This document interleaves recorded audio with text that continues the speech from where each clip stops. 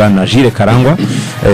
Jules tugwaye ikaze mu rugo imikino. Murakoze cyane ndishimiye kongera kugaruka ahangaha. Imishingiritse ko ntari mayirutse aracina nayo studio ibumoso waragiye umunsi hari hakurya. Iyi ngiyi ubwa mbere yinjiye nibwo bwa mbere namwe harashize igihe winjiranye n'inkweto byose nazivanyemo umuntu azamwe mu ngiro usire kikwereka ikigo cyiteretse RBA burya kabiri yose ni amastudio bura natwe mbere y'akazi baratumenyesha ngo ejo muzakorera studio nyinshi cyane batumenyesha aho tuzakorera nyinshi zimwe zisa ni urundi rwego setup agenda yindutse mu cyongereza turavuga ngo ni different gravy n'indi level. Karibu rero murakoze cyane ndishimye cyane umeze neza rero tumeze neza namwe ndabona mumeze neza saba Lorenzo hanze ya studio arimo kubaza ati mbere yuko umwinjiza mu Mavubi anatwinjiza mu myiteguro hari ibintu erega najya ngo Lorenzo ngo ndavuga cyane ngo ndenga ngo mvuga ngo rimwe n'imwe mbazanga bitari ngombwa ariko mbanzi n'icyo opinion publique bitegereje ntabwo Jules nk'umunyamategeko noneho no muri Ferwafa yageraha ngo ntitumubaze nanone ku kibazo cya Migi byaba ari kwirengagiza kandi umuntu wese yabona ko ntanyuzwe kandi kwirengagiza so ntabwo nkunda ko fake life so ikibazo cya Migi kimaze iminsi pe kuva muri weekend nicyo cyonyine gihari Ferwafa mwakoze statement mugaragaza ko namwe mwakimenye kandi mubirimo ariko nge byinshi twarabivuze twanarabisesenguye ariko nk'umunyamategeko uzi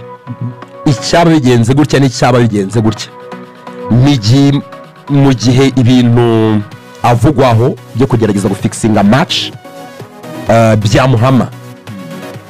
abanyamupira bategereze ko ari nk'iki cyamubaho mu buryo bw'ibihano ese yahanwa ate utanavuze Migi uvuze umunyamupira ikintu nka kiriya cyahama biteganywa amategeko ateganya iki ku kintu nka kiriya wenda ngira ngo nahera ku cyo wari wavuze none gushimira cyane ko wibajije ikibazo cyiza ngira ngo ubundi abantu bagakwiye no gusobanura kugira ngo babyumve wibaje mu kanya gato ndi kwinjira muri studio ati undi Ferwafa atigenza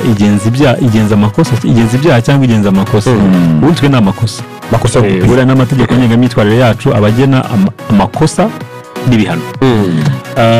mu makosa rero buriya nkuko no mu byaha uzi habamo ibyaha byoroheje ibyaha bikomeye n'ibindi buriya natwe tugira amakosa nyine muri ubwo bwoko yoroheje agize gutyo uko bitewe n'uburemere bw'ikosa bujyana n'uburemere bw'ibihano bishobora gufatwa so ntabwo nshaka kuvuga kuri iyo case iri particulier kuko reka mvuge ngo yagize mu nkiko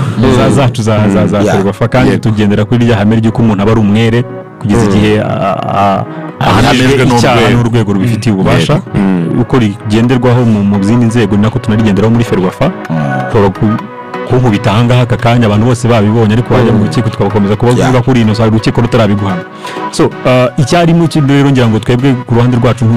nka Ferwafa cyane cyane mu bunyamabanga bukuru mu kiganiro twabonye cyacicikanye hirya no hino ku mbuga nkoranyambaga twabonye hari bimwe mu bishobora kuba bigize icyaha kigenwa bishobora kuba bigize ikosa mubabarire ikosa mu makosa agenwa n'amategeko ngengamyitwarire cyane cyane mu birebana na match manipulation ni icyaha cyagutse tugifata nako ni ikosa rikomeye turishyira mu makosa akomeye anakoranwa ubuhanga rimwe na rimwe bigora abashinzwe kukigenza no kugikurikirana kubona n'ibimenyetso niyo mpamvu hari ibyagiye bibaho byinshi abanyamupira bakabimenya ariko mukabona kirahagije ikindi kiragize gira gute so twe twabonye rero mu by'ukuri cya kiganiro cya telefone no kugikurikirana tubona ko ari bimwe bishobora kuba bigize amakosa tuhitamo kubishyikiriza komisiyo ishinzwe imyitwarire inatangiye imirimo yayo ku bijyanye n'iryo kosa kimwe nuko isanzwe inabikora ariko ku bijyanye n'amakosa abera mu marushanwa ategurwa na Ferwafa turategereza ibya komisiyo bizagenza abo bireba izatumira uwo rihaniye se biramutse bisa uwo rihaniye baramutse ibihano bigira ntabwo aba ari igihano kiri fixe kigira impamvu zitandukanye urabizi impamvu nyoroshya cyaha impamvu nkomeza kosa reka ariko nyita cyangwa impamvu nyoroshya kosa nazo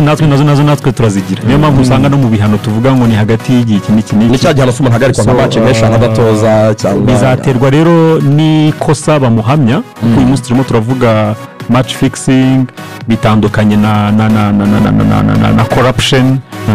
dufite urutonde rw'amakosa agiye atandukanye so komisiyo ya discipline nyuma yo kugenza ibyo byose ifite n'ibimenyetso bizaterwa n'ikosa bamuhamye ariko icyo nakubwira mu by'ukuri nk'uko nabikubwiye mu makosa akomeye muri Ferwafa aba ari hagati y'imyaka 5 n'imyaka 10 Jesus Christ ubwo rero kandi utagaragara mu bikorwa byose bya siporo yego by'umupira w'amaguru ubwo rero ibindi ni ukubirekera komisiyo ya discipline komisiyo y'imyitwarire ikabigenza ikasesengura izo mpamvu zose nkomeza kosa nyoroshya kosa kureba niba koko ibimenyetso bihaye bihagije kugira ngo ikosa ryemezwe n'ibindi muri Ferwafa bigeze muhura na case nk'iyi wenda nko mu gihe cyashize hari aho mwamwarigeze muhura nabyo wenda dufatireho urugero aho mperukira niba mwibuka neza nanjye nkajya muri Ferwafa ariko ndumva muzika ya ntagwabira Jean Marie barigeze guhagarika imyaka 5 nawe kandi ngo bari babyoroheje simbizi ntabwo bari babyoroheje kubera ko nawe byaramuhamaga kandi yaranibyemerera ntiyagorana baramworohereza byaramuhaye imyaka 10